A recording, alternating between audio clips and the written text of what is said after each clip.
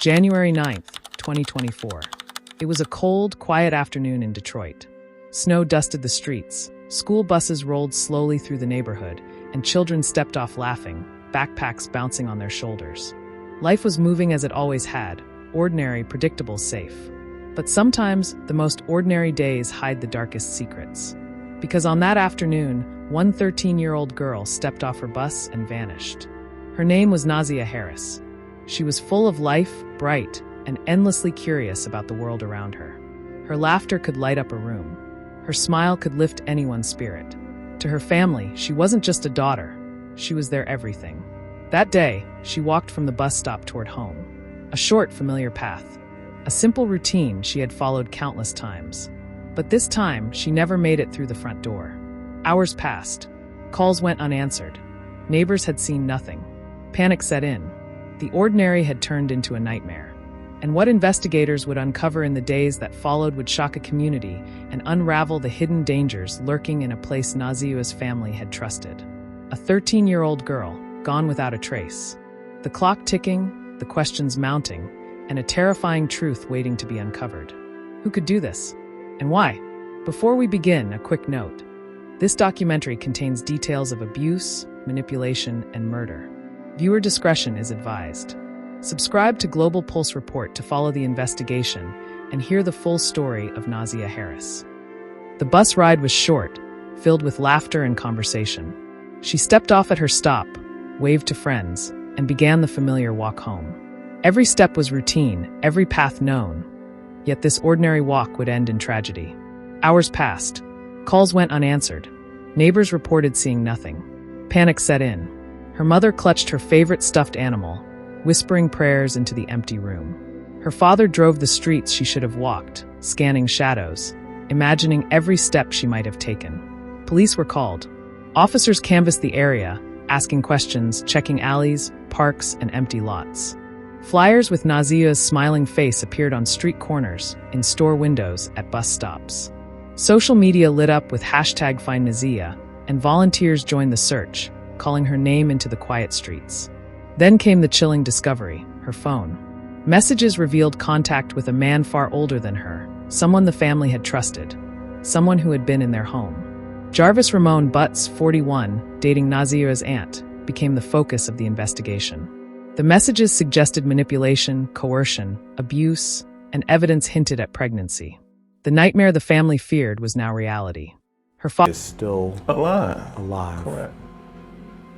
But if you get that phone call,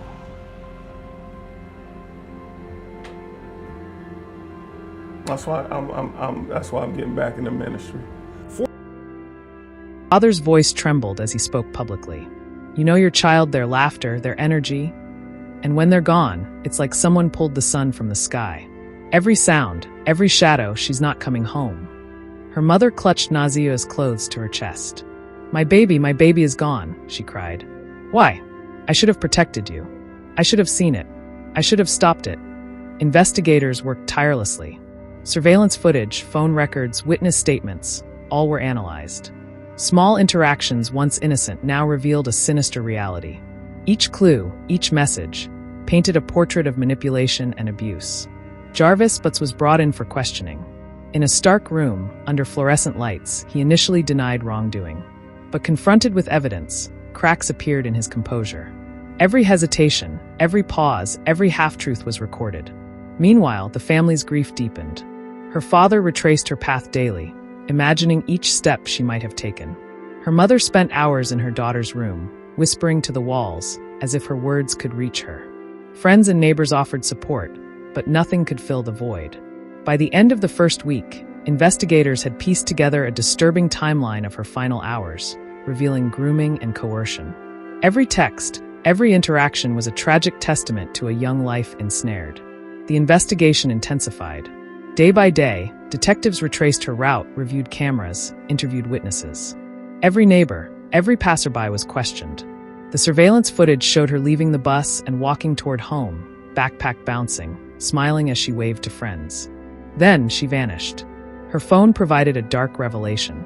Messages exchanged with Javis Butt suggested manipulation and abuse, painting a picture of a child coerced into a world she could not escape. Investigators discovered he had a history of predatory behavior, his relationship with the family allowing him access and trust. Detectives brought him in for multiple interrogation sessions.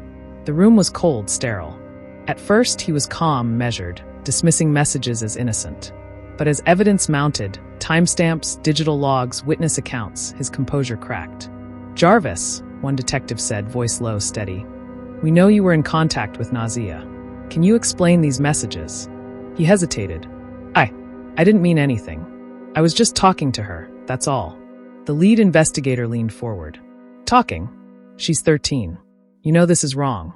You manipulated her. You groomed her. We have proof of every step." He swallowed hard, silence filling the room. Every lie had been exposed. Every hesitation noted. Meanwhile, the family struggled. Nights were sleepless. Days were filled with imagined scenarios of what might have happened.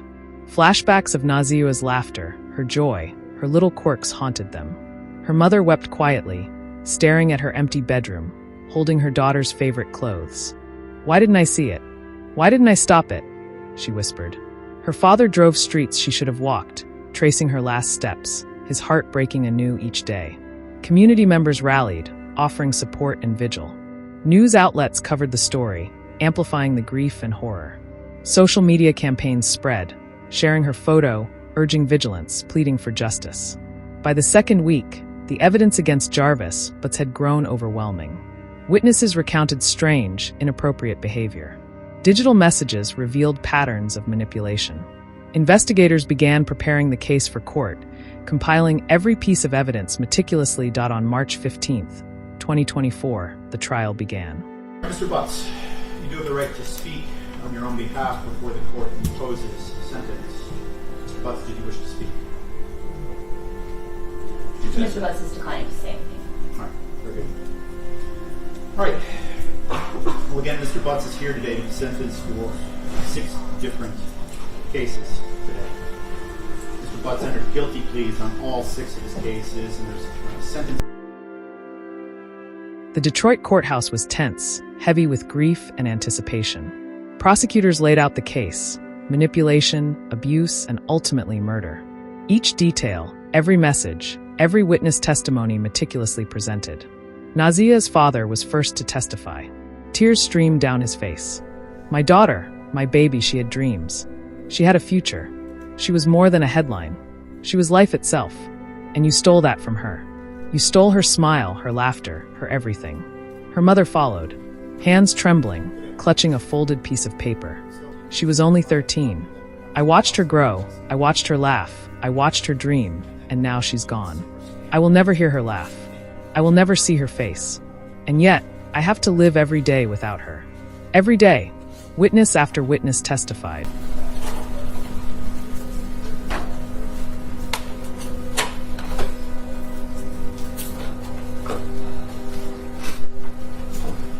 To the Honorable Judge Nicholas John Hathaway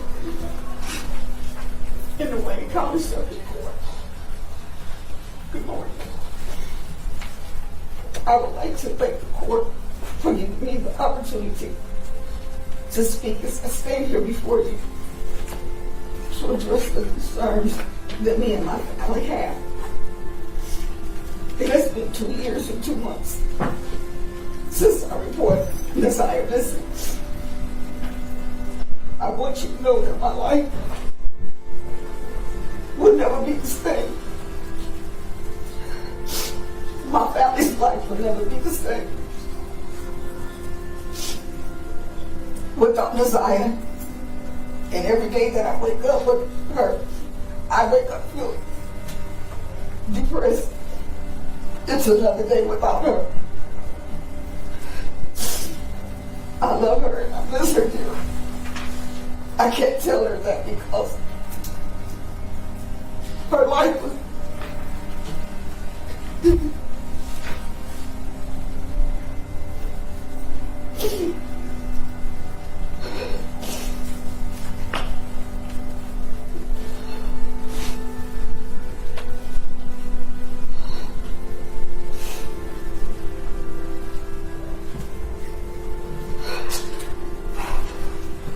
I can't tell her that because her life was taken from her. Words cannot express just how much me and my family really miss and love NaZiyah. This has impacted my life and my family's life. There are days when I can't, when I don't want to get out of bed.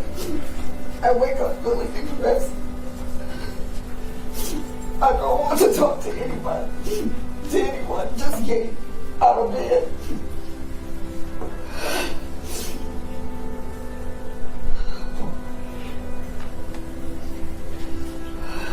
To do the basic everyday things that I miss, I'm sorry.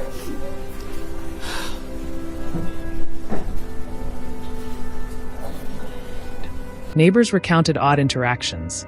Teachers recalled signs of distress. Investigators described the suspect's demeanor during interrogations. Each testimony painted a clearer picture of abuse, manipulation, and betrayal. The defense attempted to question timelines and message authenticity, but the evidence was overwhelming. Each argument fell under the weight of facts and witness testimony. After weeks of testimony, the jury deliberated. On April 28, 2024, the verdict was delivered. Guilty on all counts: abuse, manipulation, and murder. The courtroom erupted in tears and emotion. Justice had been served, but the ache of loss remained. The empty bedroom, the silent hallways, the birthdays she would never see. NaZiyah Harris's story is a stark reminder. Innocence can be stolen, trust betrayed, and danger sometimes hides in the most familiar places. She stepped off the bus one ordinary afternoon. She should have walked home. She should have grown up. She should have lived. But she didn't. Her father said, "Every day I hope to hear her voice again, and every day I am reminded I never will." Her mother added, "She had dreams, laughter, a life that was all stolen. And yet, her name will live forever." NaZiyah Harris, a daughter, a friend, a child whose story must continue to be told. Even in her absence, her life reminds the world that innocence must be protected. Justice, though delayed, can shine light on the darkness. If her story moved you, subscribe to Global Crime Watch. Speak her name. Honor lives taken too soon. Because sometimes the most important thing we can do is make sure the world remembers.